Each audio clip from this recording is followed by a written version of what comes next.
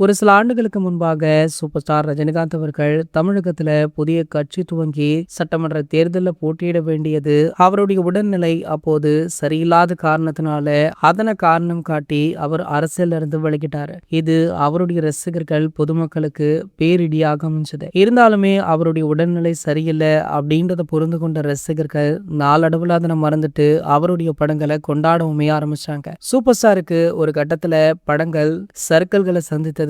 ஆனால் அவருடைய ஜெயிலர் திரைப்படம் மிகப்பெரிய கம்பேக்குமே கொடுத்தது. அந்த படம் கொடுத்த வசூல் அவரை உத்வேகத்துடன் அடுத்தடுத்த படங்கள்ல நடிக்க வச்சது அப்படின்னு கூட சொல்லலாம். இதுவரைக்குமே ரஜினி சாருடைய கெரியரிலேயே அதிக வசூல் செய்த படமாக அந்த படம் அமைச்சது. இதனடுத்து தற்போது சூப்பர் ஸ்டாருடைய கைவசம் கிட்டத்தட்ட 4-5 படங்கள் இருக்கு. இந்த நிலையில அவர் தற்போது தமிழக அரசியல்ல ஆர்வம் காட்டி வருவதாக ஒரு சில தகவல்கள் சோசியல் மீடியாக்கள்ல வைரலாகி கொண்டிருக்கு. அதாவது பாஜகவுடைய அண்ணாமலை அவர்கள் சமீபத்தில் பாஜகவில இருந்து விலகிட்டாரு. அவர் ஒரு புதிய கட்சியை துவங்க உள்ளதாகவும் கூடிய விரைவில் அடுத்தடுத்த அறிவிப்புகளை வெளியிடுவேன் அப்படின்னு சொல்லி வீடியோ மூலம் தமிழக மக்களிடம் பேசியிருந்தார். இதனடுத்து பாத்தீங்கன்னா அதே கட்சியில சூப்பர் ஸ்டார் அவர்கள் இணைய உள்ளார் அப்படின்ற தகவலுமே வெளியாச்சு. ஆனால் சூப்பர் ஸ்டார் தரப்புல இருந்து எந்த ஒரு அதிகாரப்பூர்வ அறிவிப்புமே வெளியாகல. சோ இதனை சாதகமாக பயன்படுத்தி கொண்ட திமுக தரப்பு சூப்பர் ஸ்டாரை அவங்களுடைய கட்சியில இணையுமாறு வலியுறுத்திட்டுமே இருக்காங்களாம். சூப்பர் ஸ்டாரை பல முறை கேட்டுமே சூப்பர் ஸ்டார் மறுத்த நிலையில மீண்டும் மீண்டும் அதனை அவர்கள் பண்ண